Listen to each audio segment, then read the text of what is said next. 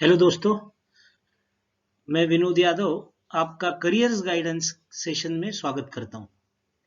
Career guidance यानी हम हमें 10वीं के बाद या 9वीं पास हो जाने के बाद करना क्या है, इसके बारे में मैं आपकी मदद करना चाहता हूं। मैं प्रेमलीला विट्ठल दास पॉलिटेक्निक एसएनटी वुमेन्स यूनिवर्सिटी में इलेक्ट्रॉनिक्स में पढ़ाता हूं और मेरा नाम विनोद यादव है। तो आइए चलते हैं हम करियर गाइडेंस सेशन में। करियर गाइडेंस सेशन में जाने के पहले मैं आप सभी से एक सवाल पूछना चाहता हूं। क्या आपने न्यूटन्स लॉ के बारे में कभी सुना है? जरूर।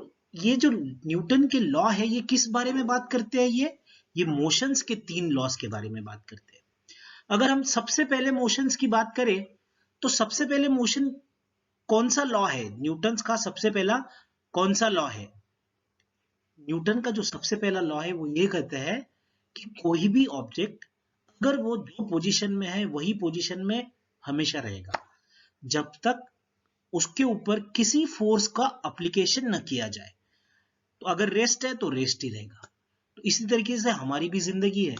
अगर हमारी जिंदगी, हमारे हालात जो आज है, इसे अगर बदलना है तो हमें कुछ न कुछ कोशिश जरूर करनी चाहिए, कुछ न कुछ बदलाव हमें अवश्य में लाना चाहिए।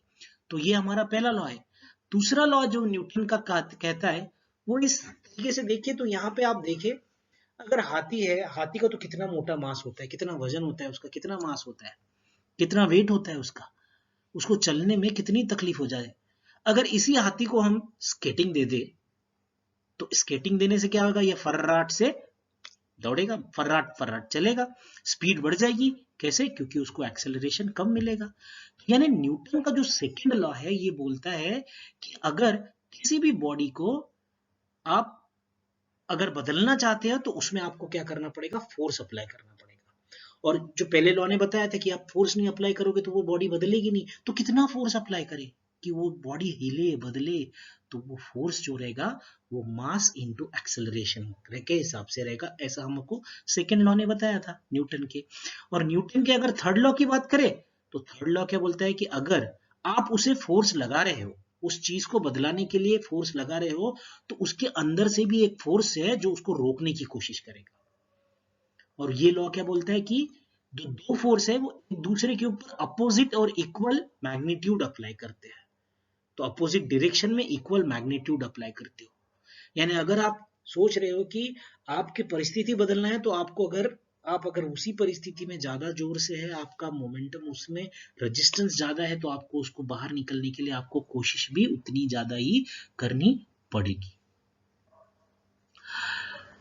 ये जो 3 लॉ मैंने आपको बताए, ये 3 लॉ का और सक्सेस का फॉर्मूला है। जैसे मैंने बताया आपको, 3 लॉ को हमने लाइफ से भी रिलेट किया। 3 लॉ ऑफ मोशन को हमने लाइफ से भी रिलेट किया कि पहले लॉ में हमने क्या बोला कि कोई अगर रेस्ट में है तो रेस्ट में ही रहेगा। अगर जो जो परिस्थिति है, हालात है, वैसे ही रहेंगे। अगर उसको बदलना है तो हमें कुछ ना कुछ अपने जीवन में बदलाव लाना पड़ेगा, कुछ ना कुछ फोर्स अप्लाई करना पड़ेगा। और ये फोर्स कितना अप्लाई करें? तो उन्होंने बताया मास इंटू एक्सेलरेशन, इतना फोर्स करें। यानी उसका भी कुछ ना कुछ यहाँ पर रिलेशन रहेगा। उसके बाद में जो तीसरी चीज है इंपॉर्टेंट, वो ये बताती है कि हम अगर कोई फोर्स अप्लाई करेंगे तो उसको उतना ही रेजिस्टेंस मिलेगा, जितना हम फोर्स अप्लाई करेंगे उसको उतना ही रेजिस्टेंस भी मिलेगा। तो अब हम सक्सेस फॉर्मूला देखते वक्त हम एक बात देखेंगे कि सक्सेस फॉर्मूला में सबसे पहली इंपॉर्टेंट स्टेप क्या है। What is the first step for a success formula? The first step is start. One should start. शुरुआत करनी है, और एक बार शुरुआत कर दी है तो फिर क्या करना है? चलते ही रहना है। हमको एक बार हमने शुरुआत कर दी तो हमको चलते ही रहना है। और ये सक्सेस फॉर्मूला, हम किस सक्सेस फॉर्मूला की बात कर रहे हैं? हम लोग जो बात कर रहे हैं करियर ऑप्शंस में सक्सेसफुल होना है। यानी हमको अपने लाइफ का अपना करियर बनाना है, हमें अपना डेवलपमेंट करना है, तो वो किस प्रकार से करें उसके बारे में हम बात कर रहे हैं। ओके, तो सबसे पहली चीज हमें ये पता होना चाहिए कि भैया हमको करियर बनाना है, तो करियर में हमको कौन कौन से ऑप्शंस अवेलेबल है। कौन से ऑप्शंस अवेलेबल है? हम देखते हैं कि हमारा भाई ने ये किया है, उसके चाचा के लड़के ने वो किया है, बड़े पिताजी का लड़का वो कर रहा है, बुआ का लड़का ये कर रहा है, मौसी का लड़का वो कर रहा है। तो ये चीजें हमको, इतनी ऑप्शंस हमको पता रहते हैं कि करियर में ये ऑप्शंस है। फिर हम लोग क्या करते हैं कि नहीं, वो कर रहा है ना, तो मुझे भी वो सीखना है, हम उसके पीछे चले जाते हैं। तो ये पीछे जाने वाली बात एक्चुअली गलत है। आपको क्या करना चाहिए? आपको सबसे पहली चीज है, आपको करियर के कितने ऑप्शंस अवेलेबल है वो जानकारी होना बहुत जरूरी है। अगर आप जीवन में सक्सेस होना चाहते हो तो आपको ये जानकारी होना बहुत जरूरी है कि कितने करियर के ऑप्शंस अवेलेबल है। और इससे भी इंपॉर्टेंट, इससे भी ऊंची वाली स्टेप है, वो ये है कि आपको खुद के बारे में जानकारी होनी चाहिए। यानी आप किस चीज के लिए बने हो, तो आपको खुद के बारे में जानकारी बहुत जरूरी है। आपको अपने आप को समझना जरूरी है, आपको अपने हालात भी समझना जरूरी है, क्योंकि आप और आपके हालात आप ही का हिस्सा है। तो वो हम कहां पे बात करेंगे? Know your self. तो यानी स्टार्ट तो आपने कर दिया, आप आ गए मेरी क्लास में, आप यहाँ सेशन कर रहे हैं, अटेंड कर रहे हैं, तो यानी आपको स्टार्ट तो आपने ले लिया, आप चलने लगे हो। चलने लगने पे पहली चीज है जो मैंने करनी है वो आपको करियर के बारे में बताना है। दूसरी चीज है जो मैंने करनी है वो आपको आपके बारे में बताना है, और आपको आपके बारे में आप ही ज्यादा बेहतर जान सकते हैं। मैं सिर्फ रास्ता बता सकता हूं कि इस रास्ते पे चलिए, आप खुद को पा जाओगे। अब खुद को पाने का काम आपको खुद ही करना है। जब ये चीजें हो गई तो हम क्या सोचते हैं कि अब मुझे क्या करना है, जीवन में क्या बनना है। हम सपने देख सकते हैं, हम सपना देख सकते हैं कि मुझे जीवन में क्या बनना है। तो यानी सपना तब तक नहीं देखे जब तक आपके पास में ये दो चीजें अवेलेबल नहीं हो।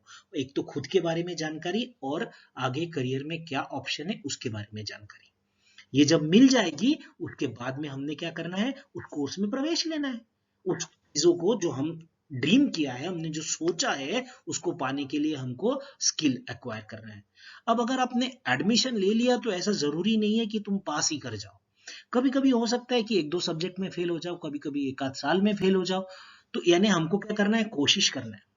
एडमिशन तो ले लिया, कोशिश करना है। कोशिश में फेल्यूअर्स भी मिलेंगे, उससे नाराज नहीं होना है, छोड़ के नहीं भाग जाना है, क्योंकि आपने खुद को जाना है, आपने परिस्थिति को बदलने का प्रण किया है, आपको पता है करियर ऑप्शंस क्या है, और आपने सोच समझ के इस रास्ते पे आप आए हो। तो आप भले ही फेल हो जाओ, आप फिर से ट्राई करो, और आपको 101% सक्सेस मिलेगी। अगर करियर की बात करें तो सक्सेस क्या होता है? पैसे कमाना, है ना? एक करियर का गोल होता है मानसिक शांति और पैसे कमाना। देखो, वो आदमी खुश भी है और पैसे भी कमा रहा है। तो ये चीजें हैं। यानी अगर हम हाथी वाली बात करें, जो सेकंड लॉ से हमने रिलेट की थी, तो ये हाथी था जिसका मास इतना सारा था, उसको एक्सेलरेशन कम मिला तो फर्राटे से दौड़ने लगा। उसी लॉ को अगर हम अपने लाइफ में अप्लाई करें तो सक्सेस के लिए क्या होता है? एफर्ट्स और सेल्फ मोटिवेशन। इन दोनों का जब गुणाकार हो जाता है तो हम 101% सक्सेस होते हैं। हमको अपने आप को मोटिवेट करके रखना पड़ेगा, हमको अपने आप को तैयार करके रखना पड़ेगा, और हम अपने आप तरक्की पा सकते हैं। ये सक्सेस फॉर्मूला है। तो चलो, ये तो मैंने आपको रास्ता बताया। तो अब हमारा पहला रास्ता क्या है? तो नो करियर ऑप्शंस, यानी करियर के क्या क्या ऑप्शंस अवेलेबल है। तो आप सभी लोग 10वीं की परीक्षा दे रहे हैं, या अगले साल 10वीं की परीक्षा देंगे 9th में, तो आपको यहां पर 10वीं के बाद क्या क्या ऑप्शंस अवेलेबल है, तो हम वो ऑप्शंस में बताने के पहले दो चीजें बताना चाहता हूं कि भारत में हमें दो प्रकार के कोर्सेज करने की चॉइस है। एक तो होता है रेगुलर कोर्स और दूसरा होता है प्रोफेशनल कोर्स। रेगुलर कोर्स मतलब कौन से कोर्स, इनकी क्या खासियत है, इनके क्या फीचर्स है। और प्रोफेशनल कोर्स बोले तो कौन से कोर्स, इनकी क्या खासियत है, इनके क्या फीचर्स है। रेगुलर कोर्स की बात करेंगे तो रेगुलर कोर्स स्किल ओरिएंटेड नहीं होते, यानी आपको किसी स्किल को डेवलप नहीं करवाएंगे। जैसे सोल्डरिंग हो गया, है ना, जैसे मोटर रिपेयरिंग हो गया, जैसे टीवी रिपेयरिंग हो गया, है ना, जैसे ऑप्टिकल फाइबर टेक्नीशियन हो गया। इस तरीके की चीजें आपको वो नहीं सिखाएंगे वहां पर। वो not, they are not skill oriented. अब अगर स्किल ओरिएंटेड ही नहीं है तो आप जॉब रेडी भी नहीं बनोगे, आप जॉब रेडी भी नहीं बनोगे। यानी वो कोर्सेस होते हैं स्किल ओरिएंटेड नहीं होते हैं। इसके कारण रेगुलर कोर्सेस करने के बाद आदमी को जॉब मिलना बड़ा मुश्किल काम होता है, बड़ा मुश्किल काम होता है। इसके लिए उसको आगे और प्रोफेशनल कोर्सेस में पढ़ाई करने जाना पड़ता है। उसके बाद में ठीक है, आप जॉब रेडी नहीं है, आप खुद का भी कोई व्यवसाय नहीं कर सकते, छोटा मोटा खुद को, जहां आप खुद काम करो। जैसा स्किल है, कोई सीख लिया भाई, मुझे एक स्किल मैंने सीख लिया, मैं कपड़े कपड़े सिलने का स्किल सीख लिया, तो मैं खुद को एम्प्लॉय कर लूं, मैं अपना टेलर का दुकान, रफू का दुकान लगा लूं, मैं लोगों के कपड़े सिलूं। तो इस तरीके से वो स्किल होती है। स्किल अक्वायर किया, स्किल अक्वायर करने के बाद आप किसी टेलर के यहाँ कहीं जॉब कर सकते हो। उसके बाद में आप क्या कर सकते हो, खुद ही अपना एक एक मशीन लेकर के आप खुद को एम्प्लॉय कर सकते हो। या तो तीसरा हमें ऑप्शन क्या अवेलेबल होता है कि हम तीसरे ऑप्शन में हम खुद दुकानें ले, 4 मशीन ले, 4 लोगों को काम पे रखे, यानी हम उसको क्या बोलते हैं, एंटरप्रेन्योर। हम खुद का व्यवसाय चालू कर सकते हैं। और एक खास बात है कि ये जितने भी कोर्स होते हैं ना, रेगुलर कोर्सेस, ये 3 साल के, 4 साल इसमें नहीं लगता है, they are always less than 4 years। तो ये रेगुलर कोर्सेज की बात करते हैं। अगर प्रोफेशनल कोर्सेज की बात करें ना, तो जितना नॉट नॉट लगा है ना, हटा दो, स्किल ओरिएंटेड है। स्किल ओरिएंटेड होने के कारण क्या होता है, आप जॉब रेडी बनते हो। जॉब रेडी बनने के बाद में आपको क्या, खुद को भी आप काम दे सकते हो, आप खुद अपने हिसाब से पैसे कमा सकते हो। जैसे मैंने आपको सिलाई मशीन का एग्जांपल बताया, आप 4 मशीन लेकर के दूसरे को भी जॉब दे सकते हो, देश का भला कर सकते हो, लोगों का परिवार चला सकते हो। इसके बाद में ये जो कोर्स होते हैं, ये 4 या 4 साल से ज्यादा के होते हैं। ये जो कोर्सेस है, ये 4 या 4 साल के ज्यादा के होते हैं। तो ये मैंने आपको बेसिकली, जब हम बात करेंगे तो हमें रेगुलर कोर्सेस और प्रोफेशनल कोर्सेस का मैंने आपको डिफरेंस बताया। अब इसका मतलब क्या, रेगुलर कोर्सेस कौन कौन से हो गए, बीए, बीएससी, बीकॉम, बीबीए, बीलीब, बीलीब यानी लाइब्रेरी साइंस में बैचलर, बीएमसी, बीएमएम मैंने मास कम्युनिकेशन, मास मीडिया है ना जो, वो बीएससी, बीएसडब्ल्यू यानी सोशल वर्क। ओके, ये तरीके के कोर्सेज हम रेगुलर कोर्सेज के अंदर आते हैं। और अगर आप प्रोफेशनल कोर्सेज की बात करोगे तो मैं बता रहा हूँ डिप्लोमा, आईटीआई भी प्रोफेशनल कोर्स होता है, BE, BTech, okay, BFA, BVA, bachelor in vocation, B Arch, MBBS, BHMS, BAMS, BDS, B pharmacy, ये सब जो कोर्सेज कहाँ पे आते हैं, प्रोफेशनल कोर्सेज में। अब अगर हम 10th के बारे में बात करें तो हमें 2 रास्ते दिखाई पड़ रहे हैं। एक तो क्या, हम इसको बेसिकली क्लासिफाई करेंगे रेगुलर कोर्सेस और प्रोफेशनल कोर्सेस के बीच में। तो आप रेगुलर कोर्सेस करने चाहते हो तो आपको पास में क्या ऑप्शन है, 10-12वीं के बाद आप साइंस कर लो, 12वीं के बाद आप आर्ट्स कर लो, 12वीं कॉमर्स कर लो, या तो आप क्या कर सकते हो, 12वीं एमसीवीसी जो टेक्निकल ओरिएंटेड होता है वो कर सकते हो। किसी में टेक्निकल स्किल ज्यादा होगी, किसी को टेक्निकल कोर्स अच्छा लगता होगा तो वो कर सकता है। अगर प्रोफेशनल कोर्सेज की बात करें तो आईटीआई और डिप्लोमा, 2 चीजें अवेलेबल है। यानी आईटीआई करने के बाद में आपको 101% जॉब मिलेगा, क्योंकि आपने स्किल डेवलप कर ली। आपने अगर फिटिंग का आपने आईटीआई किया तो आपको 101% फिटर बोल के कहीं पे भी जॉब मिल जाएगा। आप इलेक्ट्रिशियन का इलेक्ट्रिशियन बोल के जॉब मिल जाएगा, नहीं तो आप खुद का इलेक्ट्रिशियन फील्ड चलाओ। आपने फिटर बोला, आप खुद के प्लम्बर बन जाओ। यानी ये चीजें हमको प्रोफेशनल कोर्सेज के बाद में अवेलेबल होती है। अगर डिप्लोमा की बात करें तो आईटीआई यानी एक लेवल आईटीआई के ऊपर डिप्लोमा आता है। यानी आईटीआई वालों को जो कंट्रोल करेगा, जो समझाए, जो सिखाएगा, जो उसके ऊपर सुपरवाइज करेगा, वो डिप्लोमा का आदमी करता है। और वो सारा काम जानता है जो आईटीआई वाला जान रहा है, उससे ज्यादा जानता है। तो हम डिप्लोमा की बात करते हैं, वो हम क्या बोलेंगे, डिप्लोमा के कोर्सेज की। अब ये 10th के बाद की, अगर बट 12th के बाद की बात करेंगे तो 12th के बाद जिस लोगों ने रेगुलर कोर्सेज को फीड किया था, जिन्होंने आर्ट, कॉमर्स, साइंस लिया था, उनके पास ऑप्शन क्या है, रेगुलर में ही रहे, बीएससी करे, बीए करे, बीकॉम करे, बीबीए करे, बीसीए करे, बीएमएम करे, बीएसडब्ल्यू करे, जो चाहे करे। लेकिन अगर कोई आदमी प्रोफेशनल कोर्सेस में जाना चाहता है, तो जैसे उसने डिप्लोमा किया, तो डिप्लोमा के बाद में आप बीई बीटेक कर सकते हो। ओके, 12th साइंस के बाद आप बीई बीटेक कर सकते हो। ओके, 12th साइंस के बाद आप एमबीबीएस, बीएचएमएस, बीएमएस, बीडीएस कर सकते हो। आप बीआर्क कर सकते हो, आप बी फार्मेसी, डी फार्मेसी कर सकते हो। लेकिन ये सब कोर्सेस करने के लिए आपको एंट्रेंस टेस्ट देनी पड़ती है ना, सीटी, जेडब्ल्यू, नाटा, है ना, इस तरीके के कोर्सेस हमको उधर अटेंड करने पड़ते हैं, तो ही हम इसमें प्रवेश पा सकते हैं। आजकल 2 कोर्सेस चल रहे हैं बहुत, बी डिजाइन और B voc, bachelor in design और बैचलर इन वोकेशनल। तो बैचलर इन वोकेशनल को हम प्रोफेशनल कोर्सेस में डाल सकते हैं, वो प्रोफेशनल कोर्सेस में आता है जिसमें हमारी स्किल डेवलप होती है। बी डिजाइन भी इधर आ सकता है, ओके, वो भी 4 साल के ऊपर का कोर्स होता है। तो आप अगर बात देखोगे, बीई बीटेक बात करो, बी आर्क बात करो, बी फार्मेसी, सारे कोर्सेस में सिर्फ बी फार्मेसी 3 साल का है, नहीं वो भी 4 साल का ही है, वो भी 4 साल का है, डी फार्मेसी 2 साल का है, और बाकी सारे कोर्सेस इस तरीके से। ओके, तो ये 12th के बाद के हमारे को कोर्स अवेलेबल है। तो अब ठीक है, हमने सोच लिया कि भाई, कब सोच लेते कि नहीं हमारे को तो कॉलेज में लेना ही है एडमिशन, या तो रेगुलर या तो प्रोफेशनल। अब प्रोफेशनल के लिए, रेगुलर कोर्सेज के लिए आपको क्या करना पड़ेगा, 2 साल की 12वीं, 3 साल की डिग्री, उसके बाद में किसी प्रोफेशनल में एडमिशन लो, एलएलएम करो या कुछ इस तरीके का करो, तो आप जॉब के लिए रेडी हो पाओगे। बीएड करो या इस तरीके का डीएड करो तो आप रेडी हो पाओगे। यानी 2 साल इधर पढ़ाई के, 3 साल इधर पढ़ाई के, और आगे 2-3 साल और पढ़ाई के, यानी 7-8 साल पढ़ाई करने के बाद आप जॉब के लिए रेडी हो सकते हो, खुद का व्यवसाय करने के लिए रेडी हो सकते हो। या किसी को नौकरी पे देने के लायक हो सकते हो। लेकिन अगर आप प्रोफेशनल क्वालिफिकेशन की बात करें तो फटाफट हम रेडी हो जाते हैं। तो इसी कारण इन दोनों की फीस का भी अंतर है। अगर आप देखोगे तो रेगुलर कोर्सेज की फीस कम होती है और प्रोफेशनल कोर्सेज की फीस ज्यादा होती है। तो यानी हमको कॉलेज सिलेक्ट करते वक्त फिर ये सब चीजें सोचनी पड़ेगी कि हम क्या करें। तो अगर हमने सोच लिया कि हमको भाई एडमिशन लेना है तो हमने क्या करना चाहिए, या तो गवर्नमेंट या गवर्नमेंट एडेड कॉलेज में प्रवेश लेना चाहिए, क्योंकि इनकी फीस बहुत कम होती है। फॉर एग्जाम्पल कोई कोर्स की फीस अगर 1 लाख रुपया है तो गवर्नमेंट कोर्स में उसकी फीस 15-20 हजार ही होगी। ओके, सामान्य पब्लिक के लिए भी। और अगर वो कास्ट किसी कैटेगरी वगैरह में आता है तो उसकी फीस तो और भी कम हो जाती है। ओके, तो सबसे पहली चीज हमको क्या करना है, तो हमने अगर कॉलेज सिलेक्शन की बात आई तो हमने ये सोचना है कि हमको गवर्नमेंट या गवर्नमेंट एडेड कॉलेज में एडमिशन मिल जाए। फिर बाद में दूसरी चीज क्या है कि वो कॉलेज सिलेक्ट करो जिसमें इंडस्ट्री को जो जरूरत है वो स्किल दी जा सकती है। यानी इंडस्ट्री को जो जरूरत है, जिनका जो करिकुलम है, जिनका जो सिलेबस है इंडस्ट्री से अलाइंड है, इंडस्ट्री जिसका सिलेबस बनाती हो, वो कोर्स में एडमिशन मिले तो जॉब आपको ढूंढना ही पड़ेगा, अपने आप मिल जाएगा क्योंकि आप जॉब रेडी 100%। यानी प्रोफेशनल क्वालिफिकेशन भले ही आपको जॉब रेडी बोलता है, मगर आपका कॉलेज सिलेक्शन ही गलत हो गया। जो कॉलेज आपको स्किल ही नहीं दे पा रहा है, वो कॉलेज में एडमिशन लेकर के भी आप फिर प्रोफेशनली आप जॉब रेडी नहीं बनोगे तो क्या मतलब है।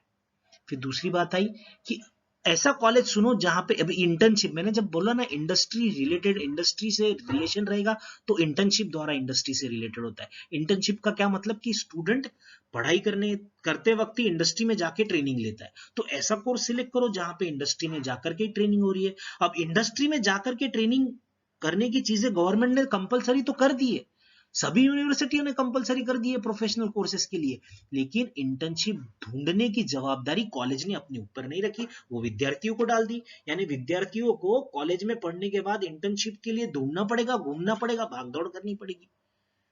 तो आप ऐसा कॉलेज पसंद करो आप कि जो कॉलेज में खुद कॉलेज ही प्लेस कर रहा हो आपको इंटर्नशिप। ओके, अब अगर कॉलेज ही प्लेस कर रहा हो, आपने ऐसा कॉलेज अगर चूज कर लिया जो आपको खुद कॉलेज ही प्लेस कर रहा हो इंटर्नशिप के लिए, तो दूसरी चीज आपको क्या ढूंढना पड़ेगा कि भैया मुझे ये ढूंढना पड़ेगा कि ये इंटर्नशिप में मुझे अगर कुछ पैसा मिल जाए, स्टाइपेंड मिल जाए, कुछ भी स्टाइपेंड मिल जाए जिससे आने जाने का खर्च निकले या पढ़ाई का खर्च निकले तो बेहतर है, बहुत अच्छी बात है। तो ऐसा कॉलेज आप ढूंढो जो आपको खुद प्लेस भी करे इंडस्ट्री में और आपको इंटर्नशिप का 4 पैसा भी मिल जाए। फिर और दूसरा बात, वो कॉलेज का रिकॉग्निशन होना चाहिए। रिकॉग्निशन होने के फायदे होते हैं कि हम कॉलेज की हमारी डिग्री जो वैलिड होती है, उसके बाद में उसका रेपुटेशन हो, वो जो यूनिवर्सिटी है उसका रेपुटेशन हो, वो जो कॉलेज है उसका रेपुटेशन हो, और उसके जो अलमना है यानी जो विद्यार्थी उस कॉलेज से पास हुए हैं वो सारे विद्यार्थी इंडस्ट्री में नाम कमा चुके हो। तो अगर उन्होंने नाम कमाया है तो डेफिनेटली उस कॉलेज का बड़ा नाम होगा ही। तो आपको वो कॉलेज सिलेक्ट करना पड़ेगा जिसमें कम से कम ये 6 फीचर आते हो। ओके, इसके बाद की जो बात है, प्रेम लीला विठलदास पॉलिटेक्निक, मैं इस कॉलेज में पढ़ा था। ओके, और मैं आपको अभिमान के साथ बोल सकता हूं कि ये जो जितने भी मैंने 6 पॉइंट बताए ये मेरे कॉलेज में है। मेरे कॉलेज में ये 6 के 6 पॉइंट अवेलेबल है। तो अगर मैं प्रेमलीला विठलदास पॉलिटेक्निक की बात करूं तो उसमें जो मैंने 6 पॉइंट बताए थे आपको, ये गवर्नमेंट एडेड कॉलेज है, यानी फीस कम, जिस कोर्स की बाहर 80,000 है उसकी यहाँ पे 15,000 के आसपास फीस। फिर बाद में ये इंडस्ट्री से रिक्वायर्ड, जो इंडस्ट्री को रिक्वायर्ड स्किल है वो ये देता है, क्योंकि यहाँ का जो सिलेबस बनता है ये इंडस्ट्री के साथ में बनता है। इंडस्ट्री के लोग इनके सिलेबस कमिटी में होते हैं तो इंडस्ट्री से हिसाब से बनता है। फिर बाद में कॉलेज प्लेस्ड पेड इंटर्नशिप, यानी कॉलेज ही इंटर्नशिप में प्लेस करेगा और वो पेड इंटर्नशिप रहेगी, वो फीचर है। बहुत सारे हमारे कोर्सेस है जिसमें पेड इंटर्नशिप होती है, कुछ कोर्सेस में नहीं हो पाती है। College that has accreditation, yes we are AICTE approved college, AICTE का हमारे को अप्रूवल है। Okay, we falls under a university, a college and university that is known by its reputation. Prem Leela Vithaldas polytechnic 1976 से पढ़ाने का काम कर रहे हैं डिप्लोमा। ये कॉलेज 1976 से है और ये जो कॉलेज आता है जिस यूनिवर्सिटी के अंडर आता है उसका नाम है SNDT वुमेन्स यूनिवर्सिटी, जो 106 साल पुरानी है। हमारे महर्षि धोंडो केशव पंत कर्वे भारत रत्न महर्षि धोंडो केशव कर्वे जी ने इस यूनिवर्सिटी की 1916 में स्थापना की थी। वो यूनिवर्सिटी के अंदर आता है। तो आप एसएनटी वुमेन्स यूनिवर्सिटी का आप नाम सभी लोग जानते ही होंगे। इसके बाद में अगर हम अलमना की बात करें तो मैं अपने कॉलेज के अलमना का नाम लेता हूं। आप बताइए, आप जानते हो कि नहीं? सोनाक्षी सिन्हा हमारी स्टूडेंट है। अगर आप फैशन इंडस्ट्री से रिलेट करते हो तो आपको अनीता डोंगरे, अनीता लुल्ला हमारे स्टूडेंट है। और अगर आप कोई इलेक्ट्रॉनिक्स फील्ड में इंटरेस्टेड रहते हो, आपने मेट्रो देखी ना, मेट्रो मुंबई में जो मेट्रो चली है ना, उसकी जो मैनेजर थी वो हमारी स्टूडेंट थी, स्नेहा पाटिल, इलेक्ट्रॉनिक्स डिप्लोमा की स्टूडेंट थी। जो पहली लोकल महिला ने चलाई ना, मुमताज, वो हमारी मेडिकल लैब टेक्नोलॉजी की स्टूडेंट थी। यानी मैं अभिमान के साथ बोल सकता हूं कि हमारे अलुमना को 101% सारे लोग जानते हैं। अगर आप उस फील्ड में हो तो आप हमारे अलुमना को वो जानते ही होंगे। तो ये सारी चीजें मैं बता रहा हूँ किसमें, हमारे प्रेम लीला विठल दास में, पॉलिटेक्निक में। अब प्रेम लीला विठल दास पॉलिटेक्निक में कौन कौन से कोर्स है? डिप्लोमा इन एडमिनिस्ट्रेशन सर्विसेज है, diploma in manufacturing and design, जो फैशन डिजाइन बोलते हैं ना, वो कोर्स है, इलेक्ट्रॉनिक्स है, फूड टेक्नोलॉजी है, इंटीरियर डिजाइन है, मेडिकल लैब टेक्नोलॉजी है, ऑप्थेल्मिक टेक्नोलॉजी है। यानी आपको थोड़ा सा ब्रीफ बता दूं तो एडमिनिस्ट्रेशन एंड सर्विसेज यानी वो जो कोर्स जहां पे पहले सेक्रेटरी होते थे ना, उस तरीके का कोर्स है, ऑफिस से रिलेटेड होता है। अपैरल मैन्युफैक्चरिंग डिजाइन, ये फैशन डिजाइन से रिलेटेड है। इलेक्ट्रॉनिक्स तो आप जानते ही, इलेक्ट्रॉनिक्स से रिलेटेड है। फूड टेक्नोलॉजी फूड से रिलेटेड है। इंटीरियर डिजाइन से रिलेटेड है। मेडिकल लैब टेक्नोलॉजी, वो ब्लड चेक करते हैं ना लैब में, वो उससे रिलेटेड है। ऑप्थेल्मिक टेक्नोलॉजी यानी आंखों से रिलेटेड है, आंख चेक करते हैं, उससे रिलेटेड है। और लास्ट में फार्मेसी, फार्मेसी भी आप जानते हो मेडिकल से रिलेटेड है। तो हमारे पास में ये 8 डिप्लोमा है। अगर आप कभी कॉलेज आओ तो इसके अलावा भी बैचलर इन वोकेशन के कोर्सेस है, वो मैं यहाँ पे डिस्कस नहीं कर रहा हूँ क्योंकि वो 12वीं के बाद है। Okay, diploma in jewellery design भी है, वो मैं बात नहीं कर रहा हूँ क्योंकि वो हमारा अनएडेड है, जिसकी फीस एक लाख रुपए के करीब करीब है। अगर आप में से किसी को इंटरेस्ट है तो आप डिप्लोमा इन ज्वेलरी डिजाइन भी हमारे यहाँ से कर सकते हैं। जैसे मैं बता रहा हूँ, डिप्लोमा इन एडमिनिस्ट्रेशन सर्विस 3 साल का कोर्स है और एक सेमेस्टर इंटर्नशिप होता है। फैशन डिजाइन को भी 3 साल का कोर्स है, 1 सेमेस्टर इंटर्नशिप होता है। इलेक्ट्रॉनिक्स को 4 साल का कोर्स है और 2 सेमेस्टर पेड इंटर्नशिप है। हमारे यहाँ इलेक्ट्रॉनिक्स में पेड इंटर्नशिप है, यानी आपको इंटर्नशिप के दौरान आपको कुछ पैसे मिल सकते हैं। डिप्लोमा इन फूड टेक्नोलॉजी 3 साल का, 1 सेमेस्टर इंटर्नशिप है। इंटीरियर डिजाइन 3.5 साल का है, 1 सेमेस्टर इंटर्नशिप है। मेडिकल लैब टेक्नोलॉजी 3 साल का है, 1 सेमेस्टर इंटर्नशिप है। ऑप्थेल्मिक टेक्नोलॉजी 3 साल का है, 1 सेमेस्टर इंटर्नशिप है। डिप्लोमा इन फार्मेसी 2.5 साल का है, 1 सेमेस्टर इंटर्नशिप है। यानी इलेक्ट्रॉनिक्स में 2 साल की दो सेमेस्टर की इंटर्नशिप है, वो भी पेड इंटर्नशिप है, और बाकी कोर्सेज में इंटर्नशिप है। इसमें बहुत सारे कोर्सेज में पेड इंटर्नशिप भी है। आप अगर आओगे कॉलेज में तो मैं इसको आपको जानकारी दे दूंगा। मैं आपसे फोन नंबर भी शेयर करूंगा, अगर आपको चाहिए तो आप मुझे व्हाट्सएप पे पूछ सकते हो। इसके आगे की जो बात है, नेक्स्ट जो चीज है वो ये मैं बताना चाहता हूं आपको कि ये जो डिप्लोमा है, ये प्रेम लीला विठल दास पॉलिटेक्निक में मैं जो डिप्लोमा इन इलेक्ट्रॉनिक्स की बात कर रहा हूँ, ये जो डिप्लोमा है ये महाराष्ट्र में एक ही ऐसा डिप्लोमा है जो आपको 2 सेमेस्टर का इंटर्नशिप देता है। आज तक महाराष्ट्र में कोई भी कॉलेज नहीं है जो आपको 2 साल का इंटर्नशिप देता हो। अब इंटर्नशिप के दौरान मैंने आपको बताया था कि आपको यानी कुछ पेमेंट मिल सकता है, स्टाइपेंड मिल सकता है। उसको पेमेंट तो नहीं बोल सकते हम, जो स्टाइपेंड मिलेगा वो 6,000 रुपया महीना तक हो सकता है। 6,000 रुपये महीना तक आपको स्टाइपेंड मिल सकता है। उसके बाद में यानी इसका मतलब अगर आप 1 साल इंडस्ट्री में जाओगे, अगर आप कितना कमा सकते हो? 50 से 60,000, 60 से 70,000, आप अप्रोक्सीमेटली आप 50 से 70,000 तक आप इंटर्नशिप से स्टाइपेंड कमा सकते हो इंडस्ट्री में। इसके बाद में प्लेसमेंट का अगर बात करो तो हमारे सारे बच्चे प्लेस होते हैं, क्योंकि अगर जो बच्चा 1 साल खुद इंडस्ट्री में इंटर्नशिप कर रहा है, इंडस्ट्री में जाकर के काम कर रहा है, उसने स्किल तो एक्वायर कर ही लिया है, तो वही इंडस्ट्री उसको रख लेती है। नहीं तो सीमेंस जैसी कंपनियां भी हमारे यहाँ आती है जो इंटर्नशिप में प्लेसमेंट देती है। एल&टी जैसी कंपनियां हमारे यहाँ आती है, अभिमान के साथ बोल सकता हूं मैं, हाँ, तो वो हमारे यहाँ प्लेसमेंट होता है उन कंपनियों का। उसके बाद में अगर किसी को ठीक है, किसी को लगता है कि मैं आगे डिग्री करूं, बीई करूं, बीटेक करूं, तो आप एलिजिबल हो, आप BE BTech direct second year में एडमिशन ले सकते हो। इसके बाद में इंडस्ट्री अलाइंड करिकुलम, मैंने आपको पहले ही बताया कि हमारे जितने भी कोर्सेज है सबका जो सिलेबस बनता है वो इंडस्ट्री के साथ में बैठ के बनता है। इंडस्ट्री के लोग आते हैं जो हमारे यहाँ सिलेबस बनाते हैं और हर 2 साल में हम इसको बदलते हैं। तो इंडस्ट्री अलाइंड करिकुलम है हमारा। और फीस की बात करोगे तो मैंने बताया गवर्नमेंट एडेड है। अगर आप ओपन कैटेगरी में आते हो तो आपको 15,000 के करीब करीब सालाना फीस है। अगर आप ओबीसी, वीजे, एनटी, माइनॉरिटी या टीएफडब्ल्यूएस है, माइनॉरिटी यानी मुस्लिम माइनॉरिटी, जैन माइनॉरिटी, बौद्ध माइनॉरिटी, इसके अलावा और कौन सी माइनॉरिटी, लैंग्वेज डिस्ट्री माइनॉरिटी, तो अगर आप इस माइनॉरिटी से क्रिएट करते हो तो आपको 9,000 रुपए तक के हो सकता है। एक और सीट है टीएफडब्ल्यूएस, मैं इसके बारे में आपको आगे बताऊंगा। ट्यूशन फी वीवर स्कीम यानी ओपन कैटेगरी के लिए होती है, जिनकी सालाना इनकम 8 लाख से कम है उनके बारे में, उनको 9,000 के करीब करीब फीस है। एससी एसटी को 5,000 के करीब करीब फीस है। और ईडब्ल्यूएस, ये भी मैं आपको बताऊंगा आगे क्या है। तो ईडब्ल्यूएस कैंडिडेट को 12,000 फीस है। तो करीब करीब यानी मैं बता सकता हूँ कि 5,000, 9,000, 12,000, 15,000 आप साल की फीस भर रहे हो, जो 4 साल आप भरोगे। यानी अगर आपने सोचा भी कि मैं 15,000 ओपन कैटेगरी का हूं, मैं 15,000 फीस भर रहा हूं, तो आप 4 साल में कितनी फीस भरोगे? 15 चौके 60,000। और आप 50 से 72,000 तक तो इंटर्नशिप में ही कमा ले रहे हो, है ना, स्टाइपेंड में मिल जा रहा है, यानी आप फ्री फंड में ही पढ़ ले रहे हो और पढ़ने के बाद आपको नौकरी भी मिल जा रही है। तो अगर आपने सोचा है कि मैं 10वीं के बाद जॉब रेडी बन जाऊं फटाफट, तो 4 साल में मैं आपको जॉब रेडी बना दूंगा। आप सिर्फ क्या करना है, आपको डिप्लोमा इन इलेक्ट्रॉनिक्स में एडमिशन लेना है। कहां पर? प्रेम लीला विट्ठल दास पॉलिटेक्निक, एसएनडीटी महिला विद्यापीठ में। यस, ये फैसिलिटी मैं सिर्फ गर्ल्स को ही दे सकता हूँ।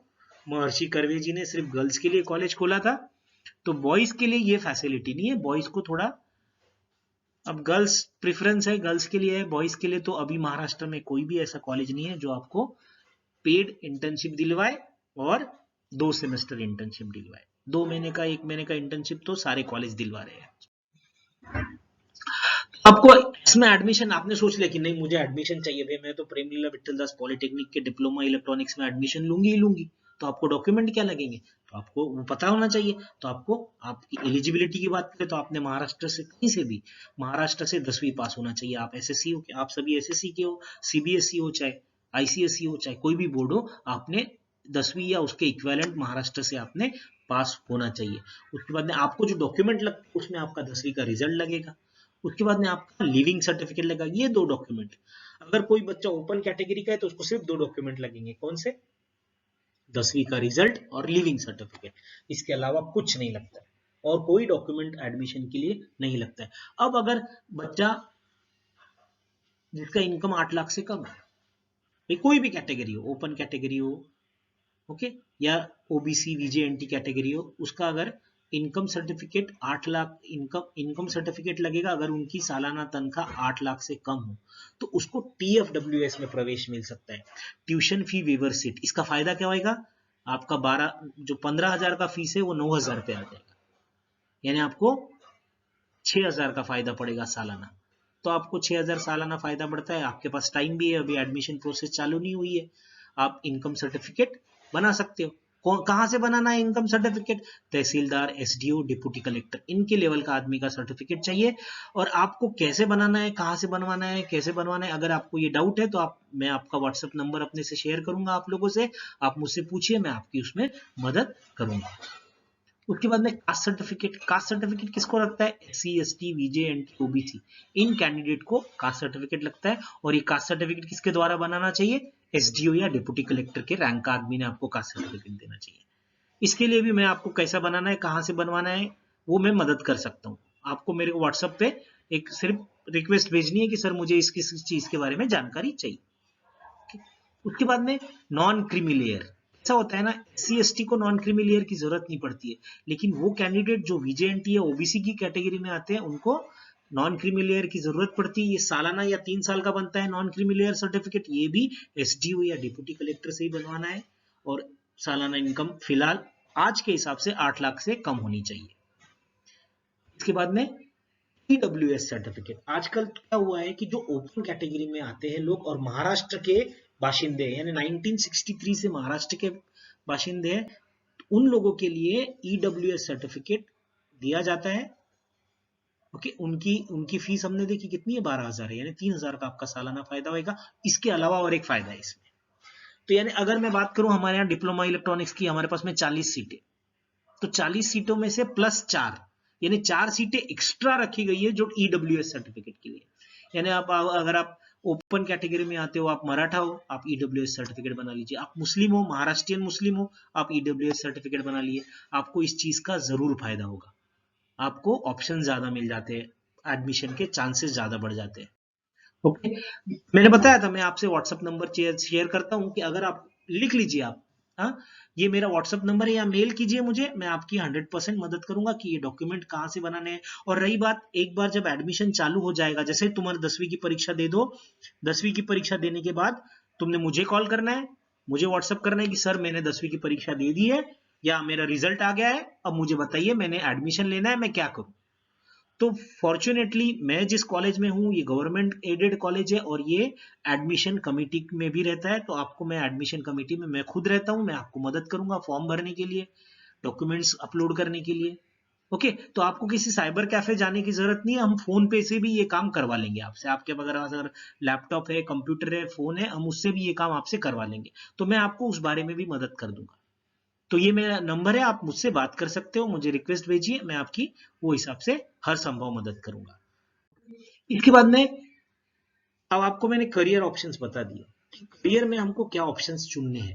उसके बाद में आपको खुद के बारे में जानकारी जमा करनी पड़ेगी, वो आपको खुद करना है। मैंने क्या बोला, मैं आपको रास्ता बताऊंगा, आपको खुद के बारे में कैसे जानकारी जमा करनी है, उसका रास्ता क्या है।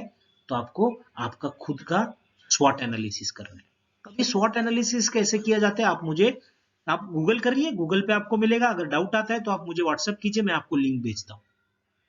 ठीक, स्वॉट एनालिसिस कैसे करना है। स्वॉट यानी क्या होता है, स्ट्रेंथ, वीकनेस, अपॉर्चुनिटी और वीकनेस। स्ट्रेंथ, थ्रेट्स, अपॉर्चुनिटी और वीकनेस, यहाँ पे एक चीज गलत होगी तो करेक्शन करना पड़ेगा। स्ट्रेंथ, ओके, वीकनेस, अपॉर्चुनिटी और थ्रेट्स, इसका जो कला होगा वो चीज को हम क्या बोलते हैं, स्वॉट एनालिसिस। खुद का आपको अपनी स्ट्रेंथ देखनी है, आपको अपनी वीकनेस देखनी है, आपके सराउंडिंग में आपका एनवायरनमेंट कैसा है, उसके आपको अपॉर्चुनिटीज देखनी है, और थ्रेट्स क्या क्या है वो चीजें देखनी है। उसके बाद में आपको अपना एप्टीट्यूड जानना पड़ेगा, यानी आपको किस सब्जेक्ट में इंटरेस्ट है। अब ऐसा होता है ना कि भैया मुझे 98% बच्चे बोलते हैं कि मुझे ड्राइंग में इंटरेस्ट है, तो ड्राइंग 8वीं से ही छूट गया है भैया, है ना, ड्राइंग तो आगे नहीं है। तो बोलते हैं कि मुझे इसमें इंटरेस्ट है, मुझे उसमें इंटरेस्ट है, या मुझे ये, देखो क्या होता है, आपको मार्क मिलना, एकेडमिकली आपको मार्क मिलना और आपका इंटरेस्ट नहीं, दो अलग अलग चीजें।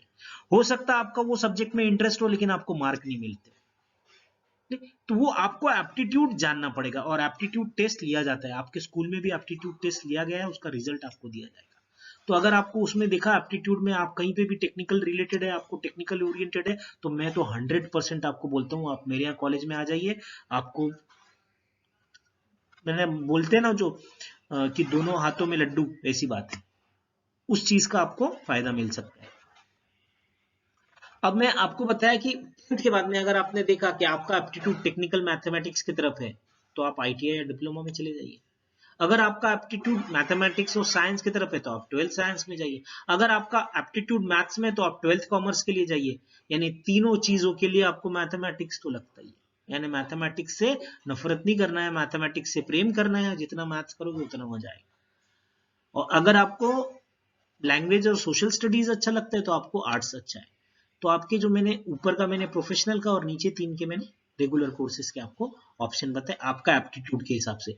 और 12वीं की बात करें तो फिजिक्स केमिस्ट्री मैथ्स है तो आप इंजीनियरिंग में आइए, फिजिक्स केमिस्ट्री बायोलॉजी है तो आप मेडिकल या पैरामेडिकल में जाइए, और आपको अगर मैथ्स और ड्राइंग में इंटरेस्ट है तो आप आर्किटेक्चर में जाइए। तो आपको इस तरीके के ऑप्शंस वहां पर अवेलेबल हो जाते हैं जब हम 12th की बात करते हैं। तो मैंने आपको क्या बताया, पहली 2 स्केल मुझे बतानी थी। पहली चीज का था कैरियर ऑप्शंस अवेलेबल क्या है, मैंने आपको ये आधे घंटे में बता दिए करियर ऑप्शंस आपके लिए क्या है।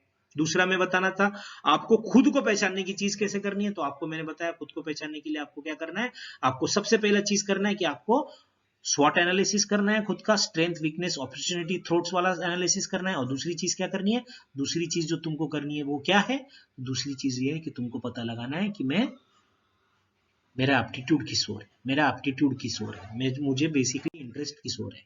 अब ये मेरे कॉलेज का एक ब्रोशर है, एक्चुअली मैं ये ब्रोशर शेयर करता हूँ।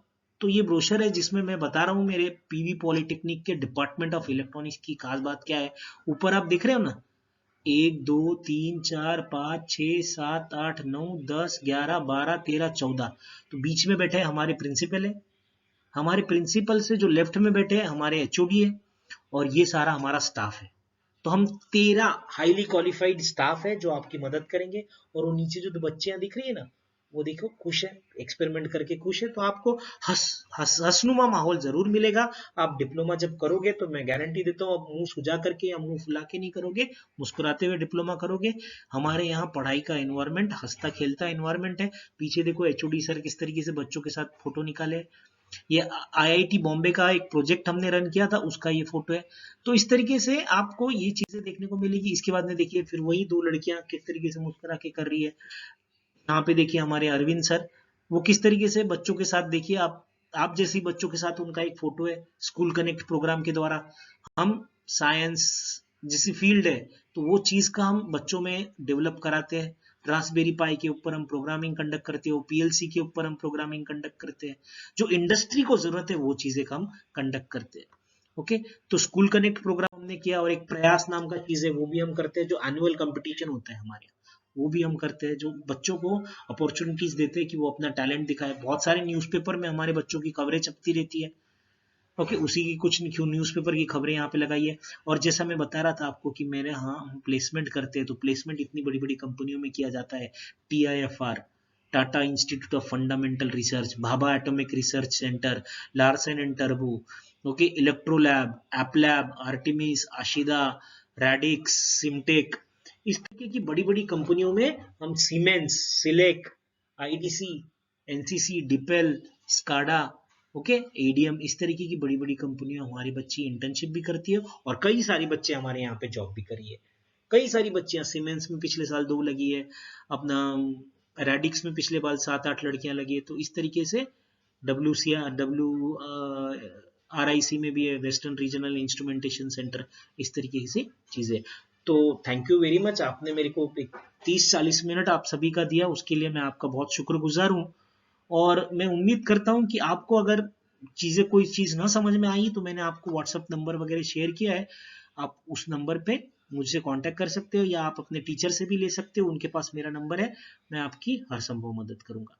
अब ये जो सेशंस है इसके साथ में मैंने आपके साथ में आपके टीचर के साथ एक गूगल फॉर्म शेयर किया हुआ है। आप सभी से एक गुजारिश करता हूँ कि वो गूगल फॉर्म आप भर के दे दीजिए। ये गूगल फॉर्म भरने के बाद में आपका नंबर मेरे पास आ जाएगा, और मैं आपसे भी कांटेक्ट भी कर सकूंगा। अगर कोई आपको तकलीफ है तो मैं बेटर वे से आपको मदद कर सकूंगा। ठीक है, थैंक यू वेरी मच बेटा, all the best to all of you. 12वीं का पेपर है, मन लगा के लिखना, अच्छे से लिखना, और याद रखना न्यूटन के जो 3 लॉ की अपन ने बात करी, परिस्थितियों को बदलना है तो मेहनत तो करनी पड़ेगी, और मेहनत करनी पड़ेगी तो एफर्ट्स डालो, खुद को मोटिवेटेड रखो, मेहनत कम लगेगी, आराम से हंसते खेलते काम हो जाएगा, और हम बाहर निकल जाएंगे मुश्किलों से। Thank you very much, all the best. एक बार फिर से, मैं विनोद यादव, मेरे नंबर मैंने आपको बताया है, Premlila Vithaldas Polytechnic, Department of Electronics, SNET, Women's University. Thank you very much.